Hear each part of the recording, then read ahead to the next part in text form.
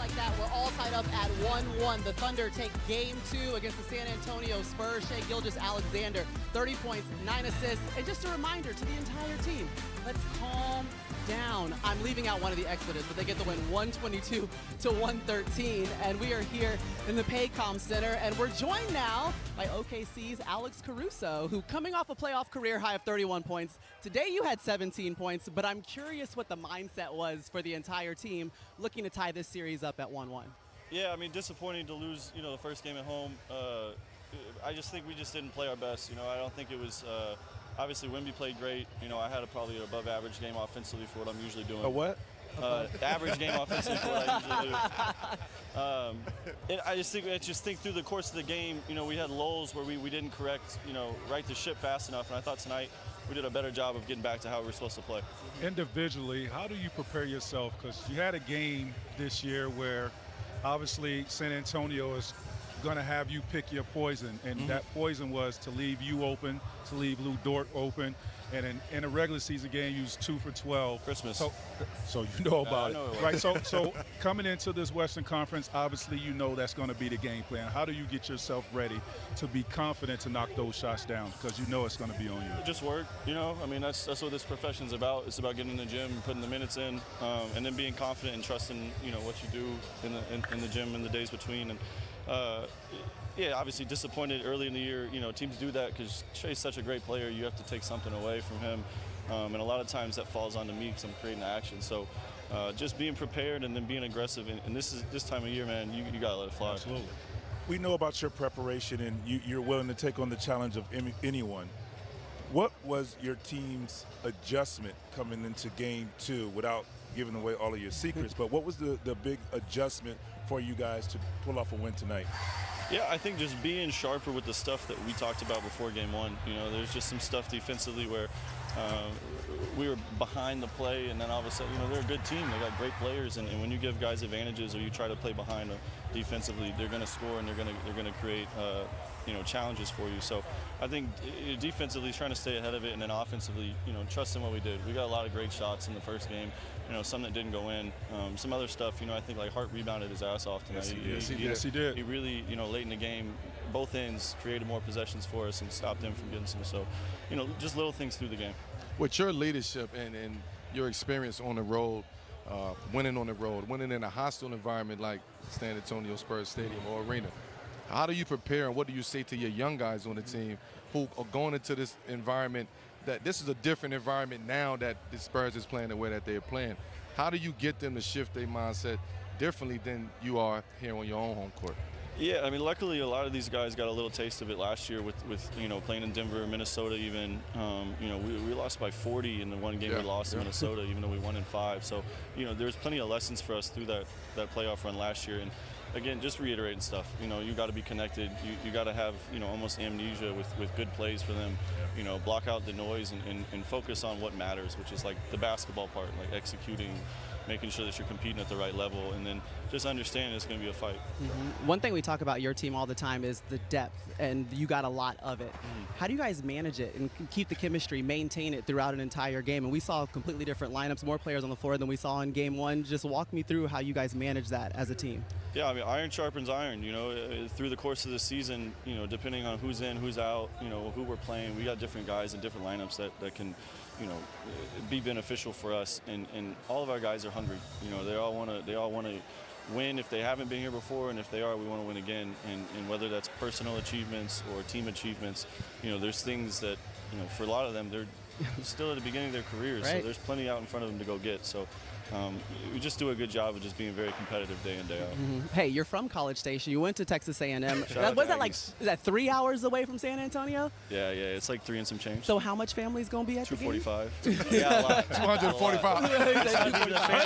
I did the math. I got 2 hours 45 minutes. Oh, no, I thought you said 245 family members. That's expensive. I got a lot of friends in Dallas. I got everyone. They're not all going to be able to come, but Okay, I'll be there. Okay, one more that question. matters. Yeah. Guarding Wemby. You took that on game 1. Yeah. Just talk us through what it's like. Yeah, it's a lot easier for me when he stands on the three-point line. Obviously, late in the game, they started to play him like a post player, and he got a couple of advantages that we just got a little uncharacteristically, antsy, trying to do too much, and you give him a crease inside 10 feet, it's a dunk. So just trying to work early, and I thought Hart did a good job of being physical and working early tonight. And then, when we had chances to put guards on him on the outside actions, I thought we did a pretty good job.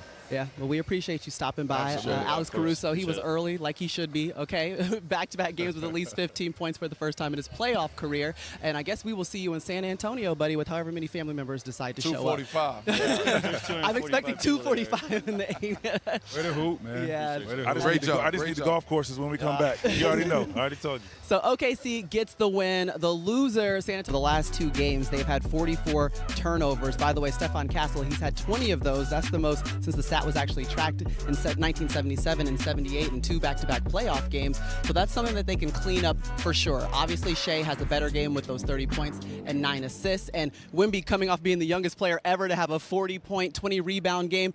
A little bit harder to get to his spots here tonight. Let's talk about what you guys thought changed for Wemby in game 2. Well, I thought the pressure and being intentional on being physical with him, pushing him out, making him work for everything. He looked tired tonight, right? Honestly, playing 49 minutes in game 1, he really looked tired tonight. You could tell he was struggling a little. But I thought Hartenstein did an amazing job on applying the pressure, making him work for everything, wearing him out because he know he played 49 minutes. And I just thought his strength, his brute strength in pushing Wemby kind of really enhanced that a little bit more. So great game plan, rightfully so.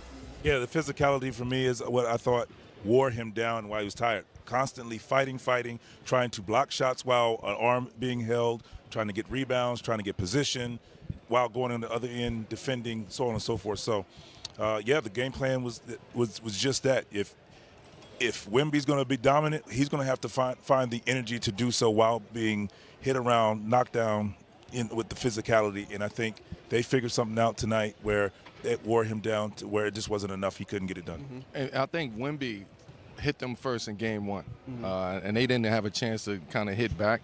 Game 2, I thought OKC from the jump had a game plan. Shout out to Coach Dago, too, for making those adjustments and showing Wemby those bodies, but also going back to Isaiah Hartenstein right, and saying, this is your task, this is your assignment. And he stepped up to the task today.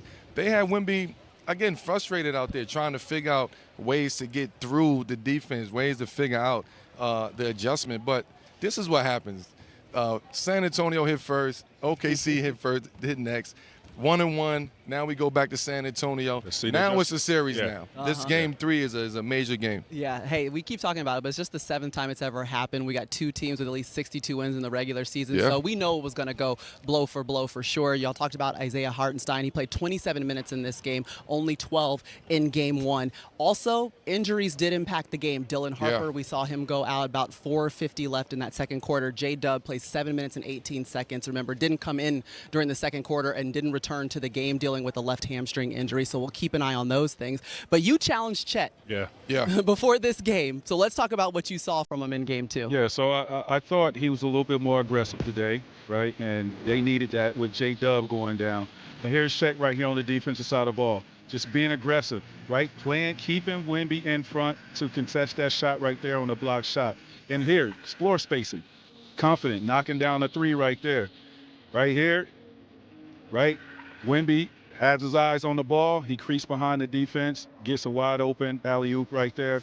I just thought his activity was a little bit more with pace today with the Euro and 1.